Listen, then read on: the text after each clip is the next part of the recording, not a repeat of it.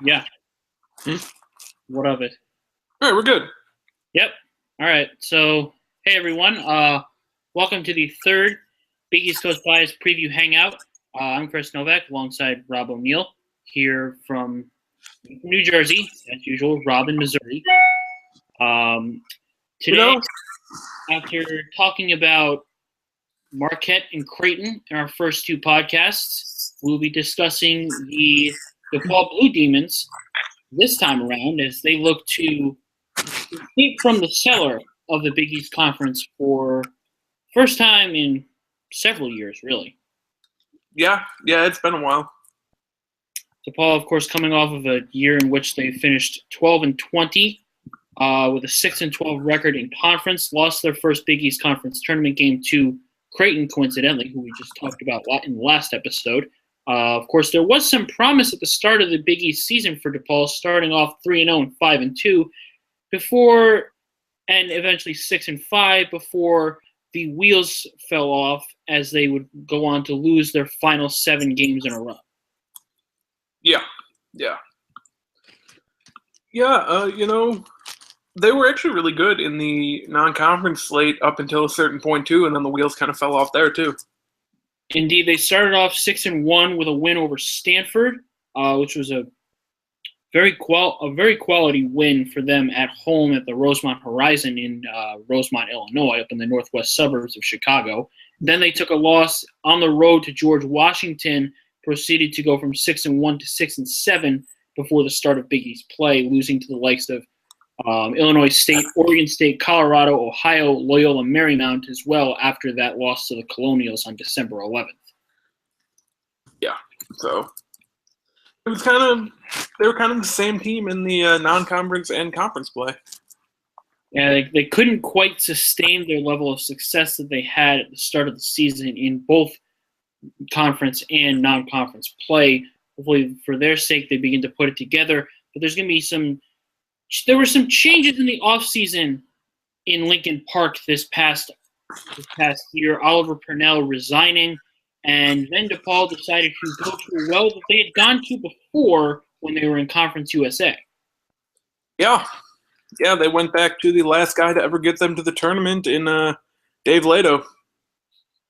Indeed, that would be correct. DePaul had a pretty high level of success under Lato from the years of 2002 to 2005 or 2006. Yeah, 2005, I should say. Got them to the NCAA tournament in 2004 when they finished 22-10, lost to Connecticut, who would go on to win the NCAA tournament that year. After going 2-1 in the Conference USA tournament, they won a game against Dayton in double overtime that season. So they'll look to kind of regenerate that success, but of course in the Big East Conference, no easy task. No, and it wasn't a hire that people were particularly thrilled about when it happened. I vaguely remember there being a lot of candid uproar. I know Bryce Drew was in on it. I believe they were in on Bobby Hurley for a while, and they just ended up going back to, you never like to have a search firm bring you back to a guy that you previously employed. It's actually kind of like what Missouri did too, the hire that people weren't too happy about when they went back to Kim Anderson instead of one of the bigger name guys, and that hasn't worked out, but maybe this will. Yeah, of course, the Missouri Tigers hired a search firm to get eventually a guy that they had in their own state. We'll present that without comment. If you follow Rob or I on Twitter, if you followed us from when I was a student in Missouri, you will know our feelings on that hire. Anyways, back to DePaul here. As we mentioned, they'll have a new guy on the sidelines this year. Well, new guy from the past, sort of a familiar name to DePaul fans everywhere. They'll be returning some quality players this season in the form of Mike Henry, an Illinois transfer, as well as Billy Garrett Jr., who, of course, was the Big East Rookie of the Year in his freshman season. Last year was an All Big East honorable mention. I believe he's on the second team this year in the preseason, and as well as the likes of Tommy Hamilton, Aaron Simpson, Rashawn Stymage. This team, there's going to be a lot of familiar faces for the Blue Demons this coming season. Do you think that is going to give them an advantage this year? I mean, what are we talking? Like just in terms of general, or in terms of do I think it makes them a team to compete with in the Big East? I lean towards the former instead of the latter here. Do I think it gives them an advantage in general over a team like St. John's? Yeah. I mean, I think they're going to be better than St. John's if we're just comparing the two teams with new coaches this year. I would agree with that. I think that some of the placements of the Big East teams near the bottom of the conference this year by pundits out there have been a little bit curious. I think that DePaul will and we'll get to this obviously later, but I think that DePaul will certainly do better than they were last year. I don't think they're going to finish 12-20, even if the Big East Conference is tough. I think that there is some promise with this team. I think that I'm just of the opinion that I don't think it can get much worse for them, that they have to go up at this point in time. Well, exactly.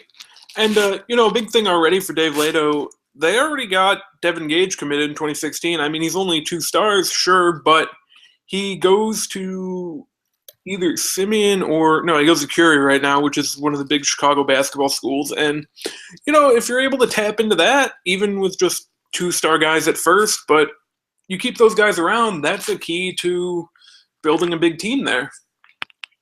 That's correct. I know that they were, of course, pursuing Jariah Horn, who, of course, went to Nebraska very recently. They're in on Devin Daniels as well, who I believe is announcing his commitment tonight. I believe I saw that earlier. Well, I think he was visiting there today, and then he's announcing tonight. So yeah, so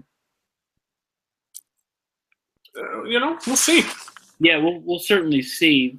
But yeah, this team is going to be very, very experienced. Looking at their verbal commit scholarship chart, they have several players in the seniors and juniors category, whilst they only have very few in the sophomores and in the freshman category as well. They're bringing in a new crop of freshmen, 5 of them to be precise, and they're bringing on one non-scholarship player that's a sophomore this year in the form of Joe Hannell. And that's it. That's it. So, no, I do think depth is a bit of a concern because, it's Billy Garrett, it's Mike Henry, it's Tommy Hamilton, and then what else? Yeah, I mean, they'll likely have Aaron Simpson maybe at the point guard position, kind of trading off with Garrett there. If they decide to go 2 guard, they could put them both on the court at the same time, as well as trotting out Mike Henry too, to go there on the wing. But yeah, I do think that depth is a concern, especially down low.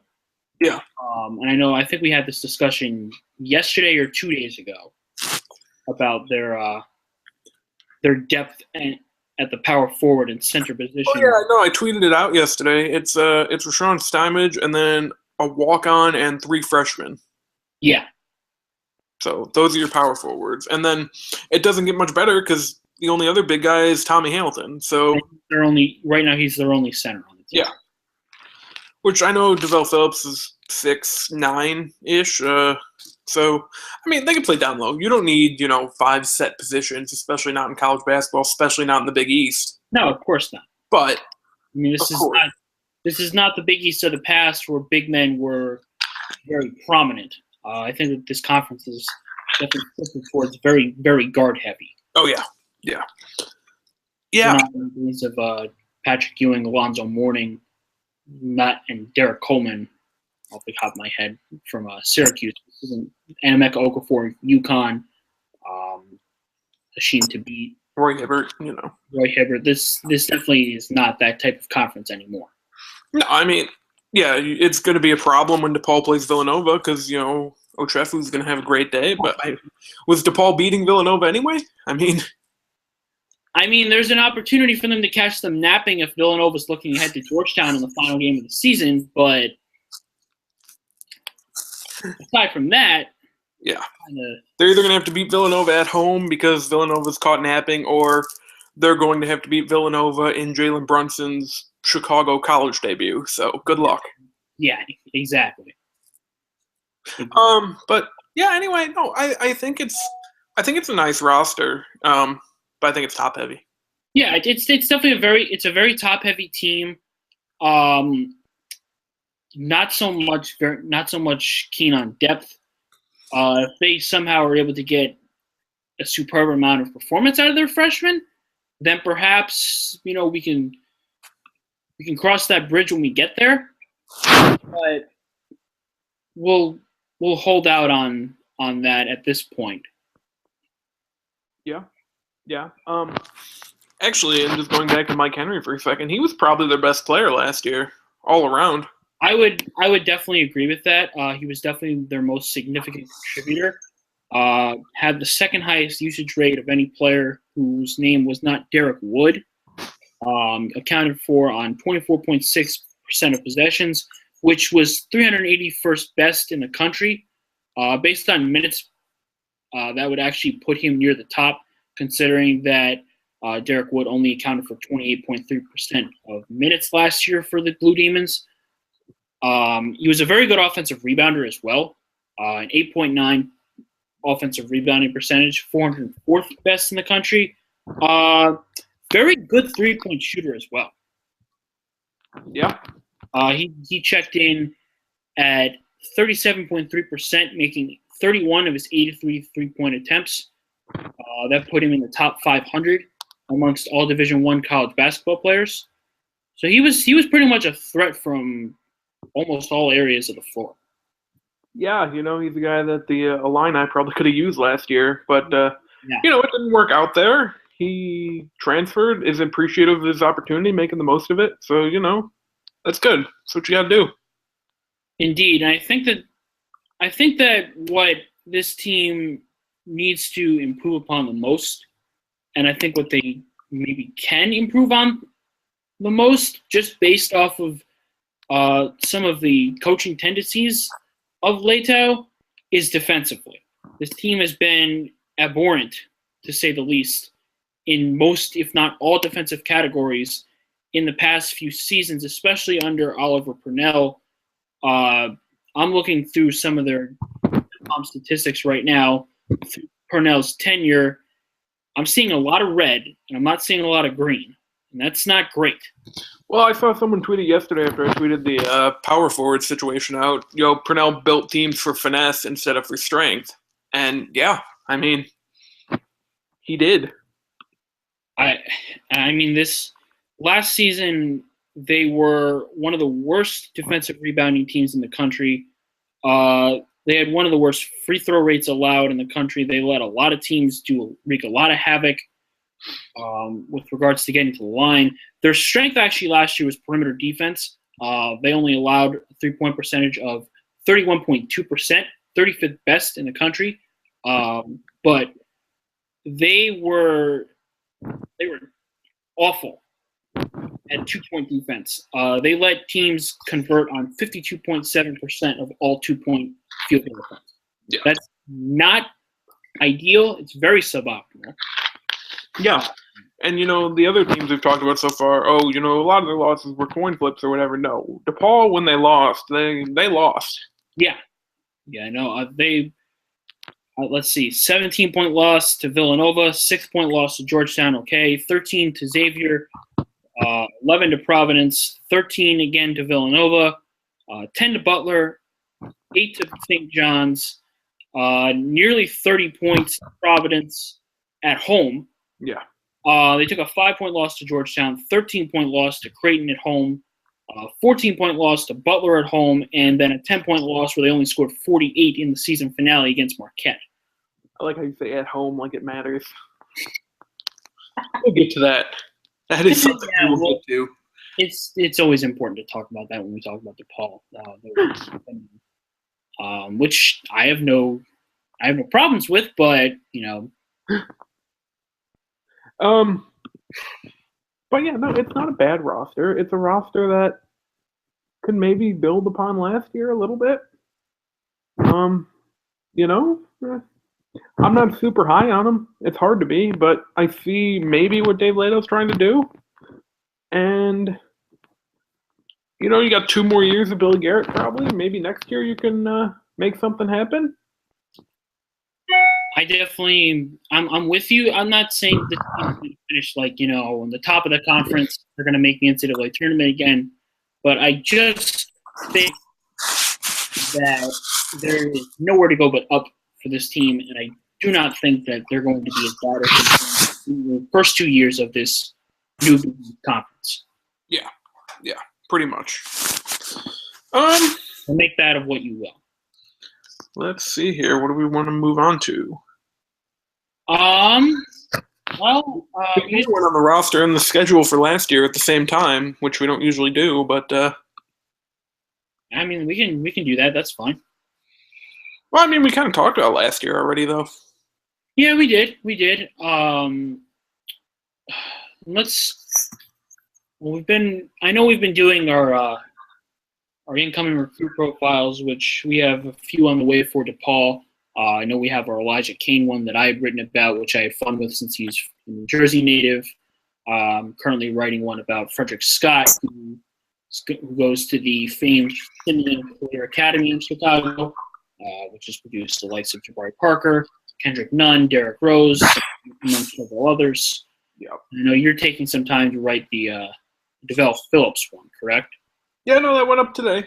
Yep. Of course. Yeah. I went to sleep late and woke up late, so I thought that it was scheduled and I just didn't catch it. So I'll have to promote that in a little bit. Yeah. What we could talk about real quick is their schedule this year.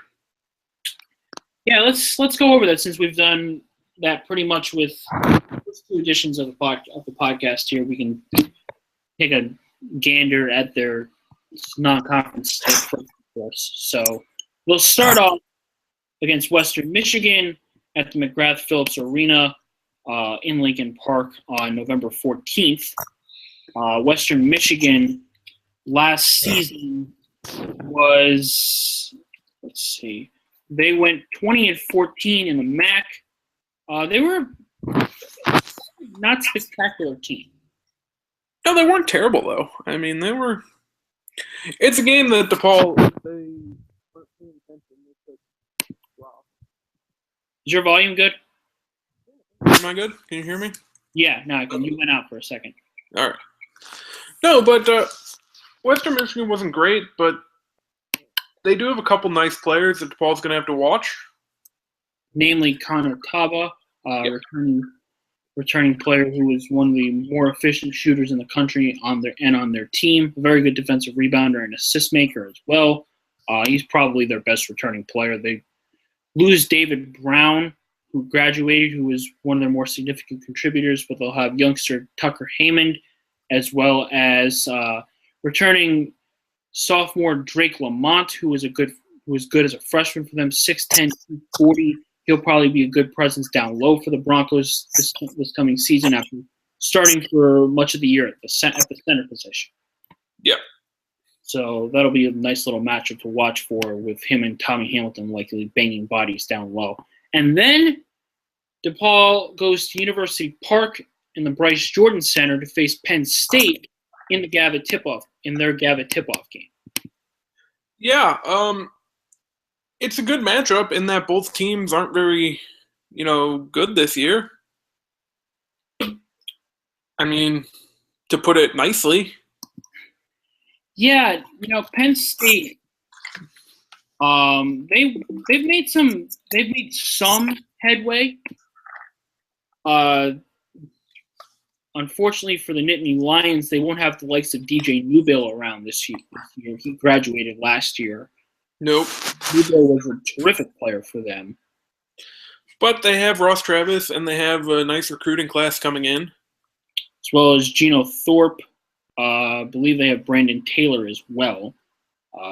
It's a very significant contributor for them last year, as well as sophomore Shep Garner, who's coming off a nice freshman season. That one will garner some attention for mainly one of the reasons you said. It's probably going to just be two very desperate teams just kind of giving themselves a litmus test against one another. Yeah, neither team really needed a Gavitt game matchup. I would have rather seen, say, Butler from the Big East and, Michigan State or something. Yeah, I would agree there. But, we have what we have, and it'll be a good game for what it is. Yeah, definitely. And then DePaul will depart for the Virgin Islands to take part in the 2015 Paradise Jam. Yes. Which, looking at the field, their biggest test will likely be the Florida State Seminoles. Yeah, if they get there. They would have to defeat South Carolina, and they would have to hope FSU takes care of business against Hofstra. Yeah. But so, just to start, though, South Carolina is actually a winnable game for DePaul. I would agree. I think that Scar is a very reasonable opponent for DePaul. Maybe they're sort of a push, but I think that you could give DePaul the edge in that matchup. Neutral site, Yeah. So, if they do end up playing Florida State, that's going to be a very, very tough matchup because the Seminoles look to be quite talented this year. Yeah, they're bringing in their best basketball recruiting class in school history and returning their two leading scorers from last year. Yeah, so the Noles they'll be a little bit of a force to be reckoned with in the ACC this season, but maybe this time around they won't burn you in the NCAA tournament if you pick them, Rob. Oh, man. If DePaul ends up playing Hofstra, though, again, pretty tough. They got two guys coming back. Their guards, Wanya Green and Amin Tanksley, who both scored over 16 points per game last year. But they're kind of like DePaul in that they didn't play defense. Yeah. They did not play much defense last season at all. They struggled a little bit on that end. Who do you think would be okay? Let's go through this here. Assuming that they do take the loss to Florida State, who do you think represents the best opportunity for DePaul to finish the Paradise Jam strongly? So who do you think, rank in order between Indiana State, Norfolk State, Ohio, and Tulsa, the best possibilities for DePaul to get a win in that tournament? Are you counting Hofstra or? Yeah, let's say. Okay, or just counting day 3. I'm just counting day 3. Okay. Just a way that they can finish strong, so they can go. Let's say they go 1-2 against. Well, no, that would be 1-1. Yeah. Let's say they go 1-1, and then they'd have to face, to get over 500. What do you think is the best possible opponent they could face, and the worst possible opponent they could face? Well, I think the best for them would be Ohio, because Ohio has struggled in the last few years, especially last year with Saul Phillips coming in. They graduated a lot of their players last year ended up graduating, and it's not a John Gross Ohio team that we saw take North Carolina to the limit. The Sweet 16. Yeah. In St. Louis. So I would say Ohio would probably be the easiest matchup. Okay. Then probably Norfolk State, because they lost Rasheed Gaston to Xavier, transferred. They have Jeffrey Short, who scored 19.2 per game last year, but that's pretty much all they have. So I would say also Norfolk State could be a bit of a revenge game for Dave Leto, because he was around on the Missouri coaching staff when Norfolk beat them. Ugh. PTSD here. There's actually a reason I bring that up, too, because Next would be Indiana State, just because they're a tougher matchup than Ohio or Norfolk. And the team that DePaul shouldn't want to face, but I would like to see them face, would be Tulsa, because Frank Haith is the coach of Tulsa. Dave Leto worked there. He's worked with Frank Haith for a few years. It would be fun. I think Tulsa is one of the better teams in the Americans, and especially with SMU being postseason banned now. Yeah, I think it's probably going to end up being between UConn, Memphis, and Tulsa for that in that conference. So I think facing off and beating Tulsa would be big for Dave Leto personally, and also big for DePaul going forward, because Tulsa's not a bad team. No, they're not. They're not a bad team at all. So Ohio, Norfolk, Indiana State, Tulsa. All right, I can definitely agree with that. That definitely seems like the best possible scenario for the Blue Demons in Paradise Jam, assuming that they take care of business against South Carolina and then would take a loss to Florida State.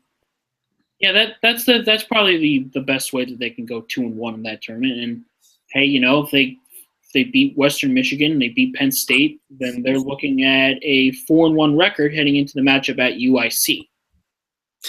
UIC, who took DePaul to the brink last year. They did. They very much did. Billy Garrett had to bail them out with about 5 seconds to go. He hit a 3 to give them the 1-point lead, and that ended up holding up.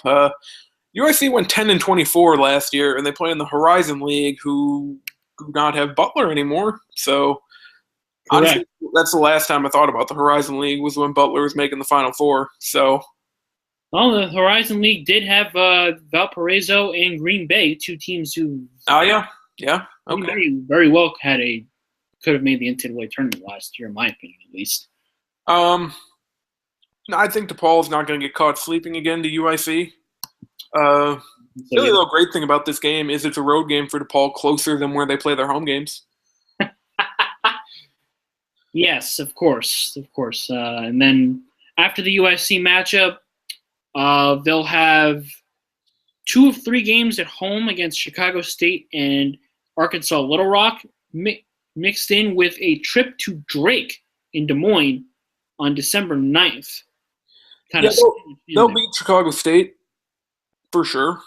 The Panthers are unfortunately not on the level of the Blue Demons quite yet. Drake is interesting. Drake is a very interesting matchup as well. I definitely agree with that much. Well, I'm sorry, not the Panthers for Chicago State, the Cougars. Yeah. I know what their logo looks like. And rumor is DePaul called Drake on their cell phone to schedule this game. Little hotline bling for you guys. We stay hip here, Anyway, Drake couldn't rebound last year. No, they struggled in that department. They were one of the only teams worse than DePaul at rebounding, actually. So yeah, they struggled in that department after going 9-22. They were one of the worst defensive teams in the country as well. DePaul beat them last year. That was at home, but it's not easy to go on the road and win.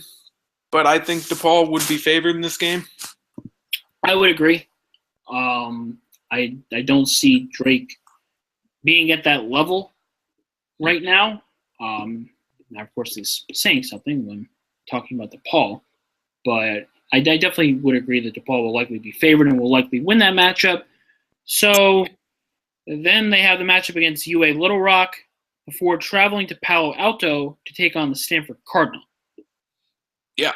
So UA Little Rock has not won a road non-conference game since November 2013. They were okay last year, I guess. They were 13-18, playing in the Sun Belt. But James White, their second leading scorer and leading rebounder, transferred to Georgia Tech. And their leading scorer from last year returns, but that's probably not going to be enough. DePaul should win that one. Also, it seems like I'm just kind of reading here. I wrote the non-conference schedule analysis, so I'm just kind of going back and reading what I wrote. Yeah, no big deal. No big deal. You're carrying us here. I'm a little out of it right now. So. Oh, that's fine. Stanford will be fun. DePaul beat Stanford down last year. Yeah, they took it to the Garden. That game wasn't close. That was one of the more surprising non-conference results of the entire season. Yeah. And Stanford's not as good as they were last year either. No, not quite as good as they were last year when they won the NIT, correct? Yes. Yeah. Yes, they won the NIT. I was making sure that was the proper postseason tournament here. I'm looking at KenPom, just as postseason. But yes, they did win the NIT with a win over Miami in overtime at the Garden after defeating Old Dominion in the semifinals. Yeah. But no, Stanford, Tristan Randall, gone, leading scorer last year. Anthony Brown, second leading scorer last year, on the Lakers now. Stefan Nastic, third leading scorer, second leading rebounder last year. He is in Serbia now. So they'll have a lot of pieces that they need to replace. Sorry. Yeah, they have Reed Travis, who is a solid player from last year. Roscoe Allen is still pretty good. Marcus Allen might still be out for this game. I know he had surgery the other day on, I don't remember, I think it was his hand. But he'll be out for 8 weeks or so, I think. I am so tempted right now to make a reference to another Marcus Allen who played in Northern California. You should make a reference to the running back. That's what I was saying. That's his son. Is it really? Yep, because I watched Stanford games last year, and yeah, he's always there. Okay, then that would be perfect. I wasn't sure. So that's spectacular. Yeah. Right, learn something new every day, I guess. So DePaul could beat Stanford easier than last year. I think if it's like last year and Mike Henry and Tommy Hamilton combined for 43 points again, it's going to be tough for Stanford to stop them. Definitely agree there. Because Billy Garrett didn't even do much last year. He had 9 points, and now Stanford's guards are kind of not around anymore, so he could drive in and, we'll see. It's tough. It's tough to go to another power conference road game and win. It's also weird that DePaul and Stanford play home and home, but I guess they schedule somehow. And now we get to talk about one of my favorite games on the schedule this year. Yes, of course. DePaul Northwestern. It's a big deal. I don't know if people realize it's a big deal. It's a big deal around Chicago. Both these teams had their time being good. Well, DePaul had their time being good. Northwestern's never been good. But not yet. Northwestern's on the rise, though. So you have one team that's looking to get back to where they were, one team looking to start something for the first time. And really, it's big for recruiting, too. Because when's the last time a Chicago top recruit stayed in Illinois?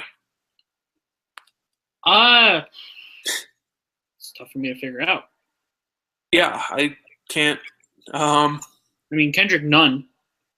I wouldn't call Kendrick Nunn a top recruit. Like Derrick Rose, Anthony Davis level. Okay, then. But Barry, Cliff Alexander. Illinois fans grimacing at the thought of Cliff Alexander right now. I do see where you're coming from. You obviously know a lot more about that matchup than I do, being an Illinois resident. And you have Chris Collins, who is a Chicago guy, mainly because he was born in Chicago when his dad was coaching the Bulls, and he kind of has always stuck around. And even he said, I think it's terrific for basketball in the area to have Northwestern and DePaul play one another. There have been some great games over the years, and we look forward to that continuing. So you have this for the next 5 years. DePaul's getting a new arena. So this is something that could really help DePaul. Definitely. And it could certainly help the perception of the Big East Conference as well, even if DePaul, they play in the lower tier, getting a win over another power conference team or continuously dominating a series over the Big Ten would not be something to frown upon. Yeah, DePaul has 2 winnable Big Ten games this year. Yeah, they actually do. Now that you bring that up, which would certainly do wonders for them and would certainly do wonders for the conference as well, even if it is just DePaul against Northwestern and Penn State. Yeah. And then I believe they go to Washington, D.C. to play George Washington. That's the back end of their home and home with them, so they're going to be hosting them. Okay. George Washington was the team that really started the losing streak for DePaul last year in the end of the non-conference. Yep, they were. They handily beat them at the Charles E. Smith Center in Washington, D.C., 81-68. That game was never really all that close. After the second half, DePaul only scored 22 points, while George Washington scored 42. Yep. So when you're down 42, when you're down 20, the first half. Yeah. Quite a bit of tough sledding for them. That was one to forget for the Blue Demons last year, to say the very least. Yeah, but new year, new coaching staff for DePaul. Yeah, they'll be out for revenge, to say the least. George Washington lost a couple players. I know they lost Keith and Savage. He transferred to Butler. Mm-hmm. They also lost. Who else did they lose? That might just be Savage. That's not great. Well, did George Washington make the tournament last year? They did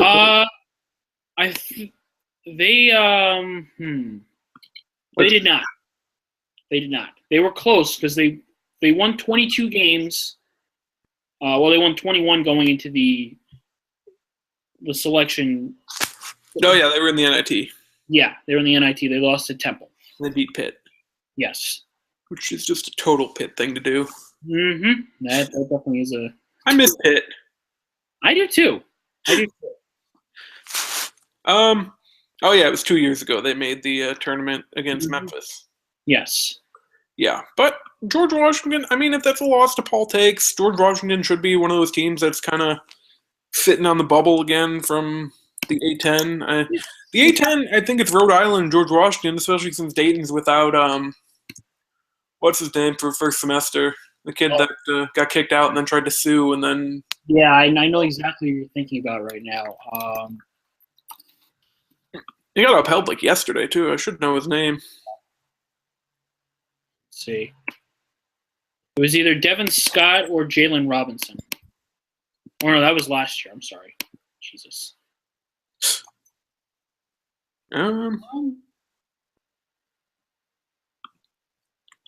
Let's see. Dayton. Because they're leading returning scorer, too. Was it Kendall Pollard? No, it's Jordan Siebert, I believe. Yes, okay. Maybe? No, it is Pollard. It's Pollard. Okay.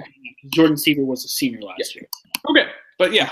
Yeah, it was Kendall Pollard. Dayton doesn't have him, so George Washington will actually be one of the better teams in the A-10, so if you take a loss to them, it's not the worst thing in the world. I mean, this is different, though. DePaul's not like Creighton and Marquette. We're not really talking, NCAA tournament resume. No, this is just, okay, you're kind of a youngish team taking a loss to an experienced team at their place. Yeah. It is what it is. Yeah, we're just searching for reasons for optimism for them. Yeah. Yeah. So, I think they'd go about 500 with that non-conference. Yeah. Yeah, I can agree with that. So let's see. We give them a win against Western Michigan. Mm-hmm. Penn State, they go 2-1 in the Paradise Jam. Best case scenario, so that's 4-1. Yep. 5-1, 6-1, 7-1, 8-1 heading into the matchup with Stanford. Do you want to give them a loss there? Yeah, we'll have them split Stanford and Northwestern either way you want to do it. All right, so that would be 9-2. Wow, you have them going. Yeah, 9-3 then, heading into conference play. I would say that's best case. Maybe 8-4 with 2 losses in the Paradise Jam. Yeah, and maybe a loss to Penn State puts them down to 7-5. Mm-hmm. So yeah, between 7 and 9 wins, I think that would be a win for them in the non-conference. Yeah, no, absolutely. Huge positive.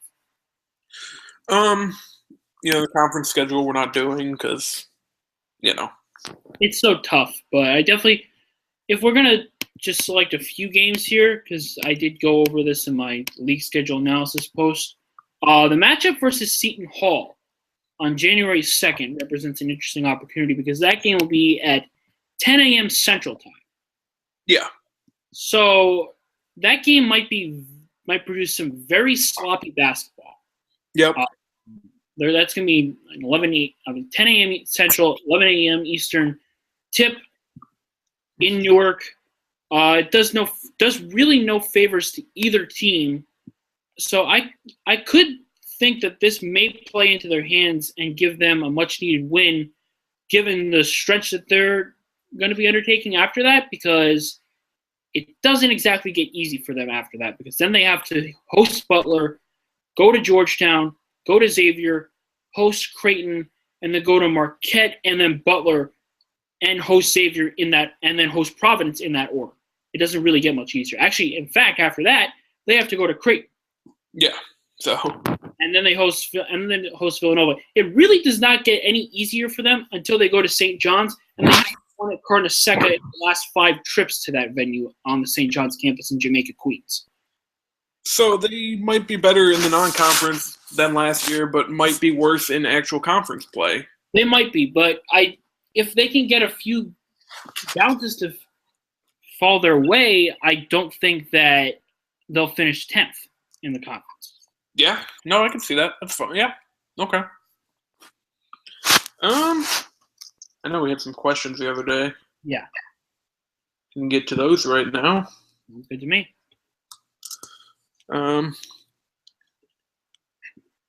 Let's see here.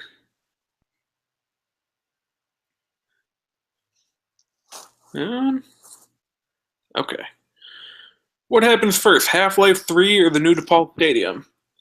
I'm really glad we're starting off with both a video game and new DePaul Stadium question.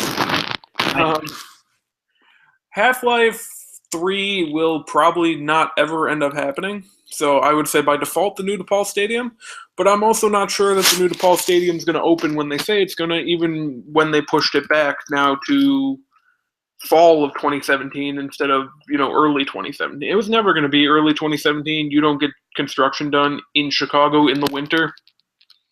Exactly. That was more of an optimistic thing. I'm still not fully sold that it's going to be the end of 2017. It might be the beginning of 2018. I'm also still not fully sure where they're getting the money for all this. Yeah, seriously. But I don't actually live in the city, so that is not my problem. Yeah, if we were past that, then it's just like, oh well. It's gonna be a nice place, so that's good at least, Yeah, it'll definitely provide them an assist, so they don't have to go all the way up to Rosemont to play their games. It's still not super close to their campus, though. It's closer, but it's on the lakefront. Yeah, but I think that anything is closer to them probably than having to trek up. Oh yeah. Expressway to Rosemont. Yeah. Oh, absolutely. Even though Big East Coast Bias is a big fan of the Rosemont Horizon, it's very inconvenient for them. Yeah. From Patrick Sperry, what type of core offense is DePaul planning on running? I think you have to kind of run an offense similar to what Oliver Purnell did, just because you have all of his guys right now. Yeah, I definitely think that adapting to what you have instead of installing something new is probably the best case for them. For now, at least. Yeah, for now, of course. And maybe down the line they switch it up a little bit, but you got to take what you have and take their strengths and go with what works best for them. And really, DePaul's offense hasn't been the problem the past couple of years. No, not at all. It's been defense for them. And Dave Lato's actually been a pretty good defensive coach at all his stops. He has, yeah. And I know when I talked to Billy and Mike at Big East Media Day in New York last Wednesday, which is already crazy. They said that Lato has brought a new level of intensity to the team and practices and whatnot, and if that can translate on the defensive side of the ball, then we'll definitely see some market improvement for them. Yeah. Then we got Patrick Sperry again. Who is the first big recruit DePaul will sign? Or are we destined to be a JUCO haven? Well, I hope that, it's a 4-star, Chicago kid, brings the program back. That's all you can really hope for. Like Illinois did with Kendrick Nunn, which hasn't fully worked out now that he broke his hand or whatever, but that's Illinois. Everyone that goes there has everything that's could go wrong has gone wrong for them in the past couple of years. Yep. So I hope it's a big time, Chicago kid who decides, I like what they're doing here. I see what they're doing. The new facilities are going to be nice. Let's do this. I would say Zach Norvell since they're targeting him, but it seems like who isn't targeting him? Everyone's targeting him. Yeah, Illinois currently leads in his crystal ball predictions right now. Of course, Norvell coming from Simeon Academy. He's the kid that had like 14 threes in a game over the summer, right? Yeah, I believe that was him, yes. Yeah. Yeah, he's got offers from Oklahoma, Illinois, Memphis, Florida State, Georgetown, Oregon, Gonzaga. Those are kind of all teams that you would probably go to before DePaul. Mm-hmm.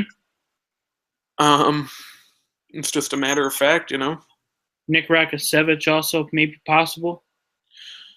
Yeah. I don't think. Well, no, never mind. Let's see. Do we have one more question? I believe we have one more. Maybe. How many empty seats should DePaul fans expect per game? I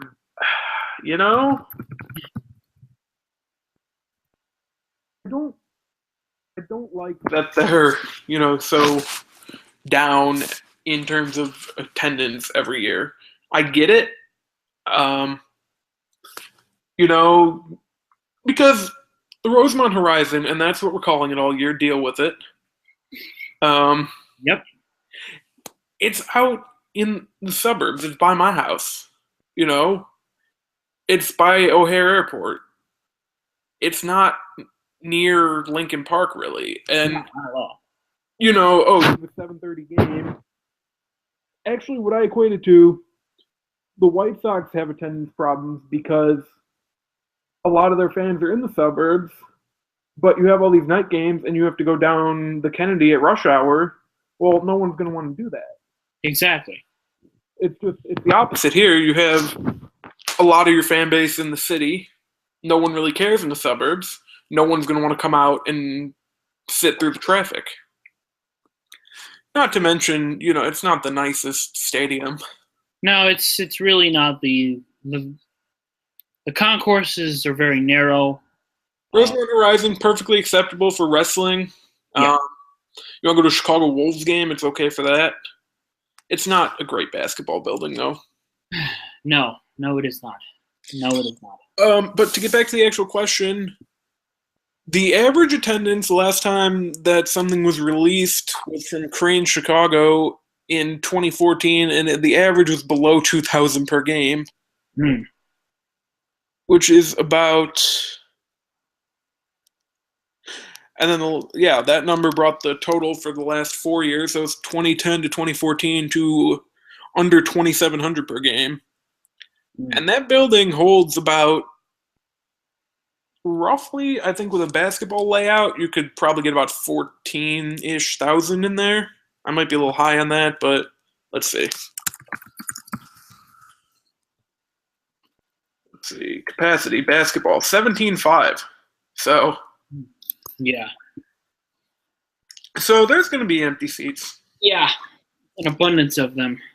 That's just what it is.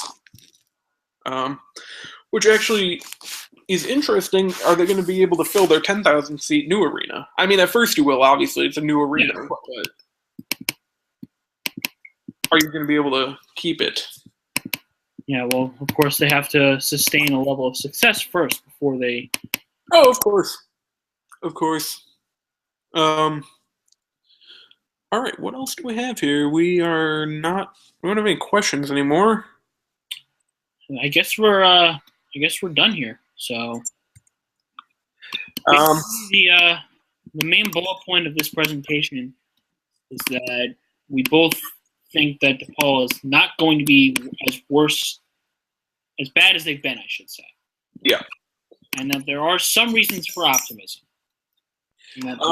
If you're coming for a DePaul game and you need some stuff to do or you want to go eat somewhere, let me tell you, you have your pick of places.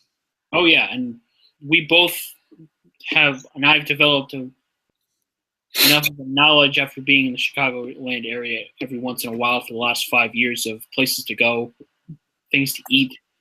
So do not hesitate to ask either of us. I'll give you this piece of advice for free. If you go to a game, do not buy food at the game. Wait till after the game. Head up Manheim to River Road. Take River Road down to River Grove. Go to Gene and Jude's. You're going to wait for a little bit. Have cash. It's cash only. But you can get yourself 2 or 3 hot dogs that they load up with fries on it. You'll be out of there for about $7. And they are the best hot dogs in the city, since hot dogs is not around anymore. And don't buy a drink from there. Go to the McDonald's. It's $1 for any size drink. You know what to do. Rob dropping all these life hacks on you. So. But, if you do go and you want something else, just reach out to either of us. We're both from the area. Well, I'm from the area. Chris is familiar with the area. Yes, exactly. Also host of restaurants in the strip mall adjacent to the Rosemont Horizon. Nice Chili's. Cold Stone, I believe, is there as well. There is a Cold Stone. There's a Chili's. There's a new Culver's. So go to Culver's. Culver's is great. Culver's is fantastic. But yeah, DePaul, work in progress. I think that's about all we got. Yep. All right. So next on tap for our Hangout podcast is shouldn't be. Nope, not St. John's. We got one other team who didn't make the tournament last year. Yeah. No, we don't actually. Oh yeah, we do. Wait. Next is Seton Hall. They didn't make the tournament. Okay. Correct. All right, so we'll go from a team from Rob's area to a team in my area. Yep. We'll be able to talk to Pirates next. We might have a guest joining us next time around. We'll see if we can pull some strings there. One of our Seton Hall writers might be available for the podcast. I'll be sure to talk to him. So if so, we'll be having 3 guests this time around instead of just the 1-2 here. But again, we'll keep you posted on that for sure. Yep. All right. So this has been the 3rd Big East Coast Bias season preview podcast / hangout. Rob, of course, flaunting the Cubs shirt now as they look to pull off something that's only been done once in baseball history that I personally would not mind seeing. And I, again, will say that although we do have our fair share of Met fans that follow us, you will not find me personally rooting for them. I live in a house with my mother and father who are Mets fans. It's been tough to watch. And this is just something that I'm going to go off on a slight tangent here. I will not root for a team that is in my area just because they're in my area. Yep. And I see people saying, "Oh yeah, you should root for New York." Like, no, I'm not, because I know Mets fans would not root for the Yankees if they were in this position. So I am rooting against the Mets. Go Cubs. I hope they pull off the comeback. It would be something. One game at a time. I think they're good, and they fought too hard all year to just take a sweep. So, go out, win tonight. You got Lester and Arrieta going, and Game 7, anything can happen. This is very tough for me because I find myself drawing references to a league championship series that makes me feel ill when discussing it, and I've been exposing myself to it. So it's been a rough 24 hours for me. All right. Well, we will be back Friday? Friday, yes. Yeah, this is next Monday and Wednesday thing, but it kind of turned into a Wednesday and Friday thing. So yeah, unfortunately, things went off on a bit of a loop on Monday due to flight times and other issues that we were currently standing with, but we'll be back on Friday, possibly at the same time, and we'll certainly keep you posted. So Yep. keep it tuned to Big East Coast Bias throughout the preseason here as we get you started, get you ready for the 2015 season. For Rob O'Neill, I'm Chris Novak. Have a good day.